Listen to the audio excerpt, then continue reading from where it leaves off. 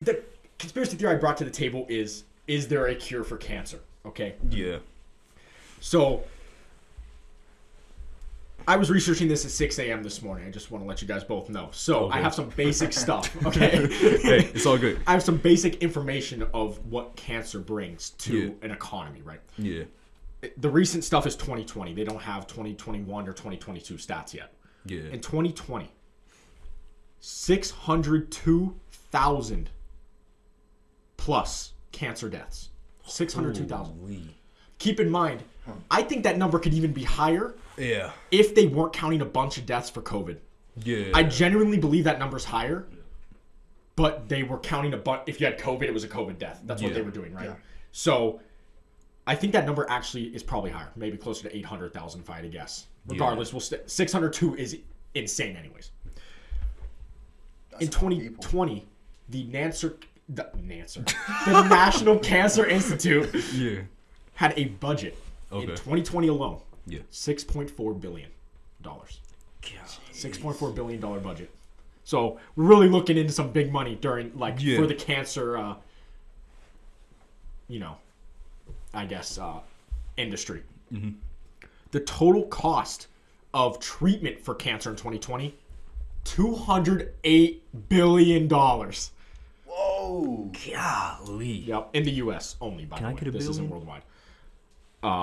So, yeah, that's the amount of money people paid to get cancer treatment. That's out of the people's pocket. Yeah. Well, not out of the people's pocket, but out of insurance pockets and stuff like that. Basically, that's total cost. Yeah. So, the basis of that cancer as a cure is that it's been around for so long and we've been researching it for so long, but we don't have a cure yet. Even though we found cures for things way faster, right? Yeah. The Cancer Research Institute was founded in 1953. So we're nearing 80 years. Jeez, I can't do math. 70 years. I'm tired. You need a calculator. 70 years. Do you need a calculator? No, There's one on the computer. I got it now. 70 years, right? Yeah. That we have been officially researching cancer, even though they've been doing it before. It just wasn't widespread. Yeah. So, 70 years of research and we still haven't found a cure, right? Yeah. However, in this research, I did find there's some cancers we do have cures for. Yeah. With pills and stuff. But the more popular ones we don't, like lung, heart, brain, all that sort of thing. We don't have it yet. Yeah. I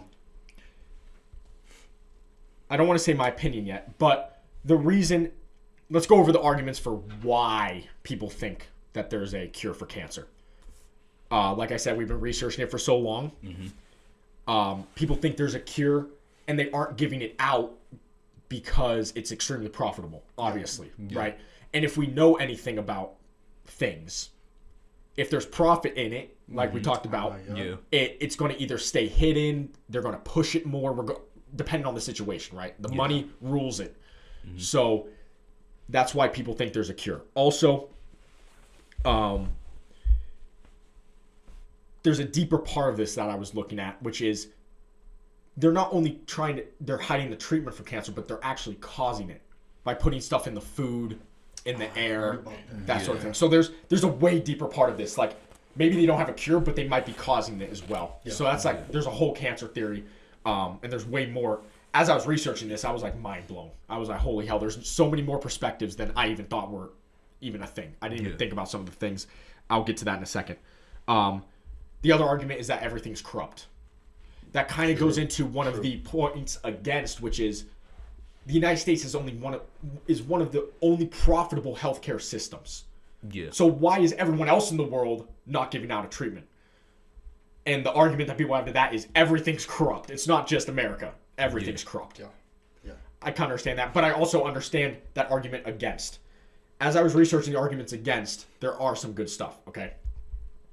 One of them being the world researches this stuff. Mm-hmm. So why is everyone in on this hiding the treatment thing? The argument against that doesn't make sense to me is always the one in any issue is how could they hide it if so many people are involved? That argument doesn't make sense at all for any situation, because it's like the people underneath, like the top 3 that know about it, don't know anything because it's all sectioned off. That's how the Department of Defense works too. That's how like the whole thing about aliens. No one else in the Department of Defense knows because they had a sector specifically for UFOs. And only the sector knew about it. Yeah. So that's how you cut people off. Same thing with like, you know, how China makes all of our bombs and stuff. But they order it from so many different places you can't figure out where it comes from, like all that sort of thing. So it's like that argument that how do people know but hide it? Yeah, it's stupid because there's easy ways to hide things, especially when there's money involved because the top people don't want to give it up at all. Next is, this is the argument that really makes sense to me, is there's so many types of cancers. Like cancer is this big word, but there's thousands of different cancers. So how could there be a treatment for all of them? Yeah. You know? Makes. The other thing is what cancer is in itself. Is the cancer is your cells turning against you. So how could you even make a cure for that? Also understandable. I mean, that's fair. The argument that also doesn't make sense to me is that people say, well, how could there be, like, rich people get all the treatments? Steve Jobs died of cancer. Yeah. But my argument to that is, well, Steve Jobs wasn't in on it. Not every rich person is involved. Yeah. If every rich person was involved, they wouldn't be able to hide it. Yeah. There's only a specific few rich people that we probably don't even know their names or faces that are in on it if it's true, right? We don't even know them. They're just like some, you know, behind the computer type people. All right, so that's going to be the arguments for and against. Honestly, researching it, I was more for it before. After researching it, I'm like, okay, I kind of understand it. Yeah. To an extent. I do still believe, though, they cause cancer in certain things with food and stuff. Yeah. And they have better treatments available as well. Like, chemo literally kills you. That is what chemo does, is it quite literally kills you, right? And, speaking on this, I should have mentioned this at the beginning. Cancer sucks, right? I'm not, like, demoting cancer. I've had a handful of family members die of cancer. I'm 21 years old. Yeah. You know what I mean? I'm only 21, I have a handful already. It's like cancer is no joke, but I don't think just because you're in your fields that your family members died, you have to, I can't even talk about a possible idea that the government's screwing me over. Yeah. I don't think that's logical. Some other perspectives before I get your guys' perspective. Okay. What I talked about, this is a little bit different. There isn't a cure, but no money's going to find one. True. Like, no one's researching a cure. It's just like, there's no cure that exists, but they're not even trying. Yeah. So, essentially, that's almost as bad. Because it's like, then you're not even trying. Yeah. You don't have one, you're not even trying, though. And the money's going elsewhere. Or you're taking in the money that billions of dollars that people are spending, basically. So, to the person asking, what does chemo do then? If it doesn't, try to, destroy the cells or...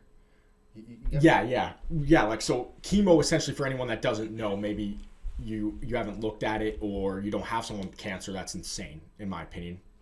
One of my friends who's a doctor says all the time that every single person will die of cancer.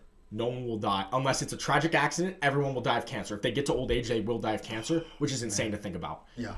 But what chemo does is it destroys... because cancer is your cells turning against you. Right. Chemo goes in and kills those bad cells, but also kills all the cells around it, even the good ones. So it is quite literally killing your structure. Either way. Is what it's doing. So chemo in itself is a bad treatment. It's a treatment, but it doesn't even work half the time. It's killing you anyway. Yeah, I mean, so it's dumb. Choose your poison. Yeah, pretty much, yeah. And then the other perspective is that the research funnels so much money that, again, they don't want to find one. Mm-hmm. And the money coming in doesn't go to finding one. It goes to, paying the people researching, or it gets thrown in somebody's pocket under the table. You know what I mean? So basically, the other arguments for is there a cure for cancer is there's not a cure, but the money is going somewhere, or they're not even looking for a cure. So it's just as bad, right? Hold on. What's this last thing I have? Hold on. Give me a second. I can't even read my own handwriting. This is... Okay. Here's another thing. Uh-huh. Another perspective that kind of blew my mind. Someone said there's natural cures for cancer, right? like this, the example he gave was you put chicken noodle soup with mustard seed or something and it cures cancer, right? That's a natural, like, or like there's a plant out there or something that like will naturally cure cancer. But you'll never hear about it because those can't be patented. So these companies might know about these natural cures, if there are any, but they will never give it up because they can't, because it can never be patented. I've actually heard about mustard seeds. What's it called? Nipsey Hussle. He was creating a documentary with this scientist or this doctor back in, I can't remember. It was, I think it was South America, but basically, that doctor had research on the cure for cancer and it involved mustard seeds.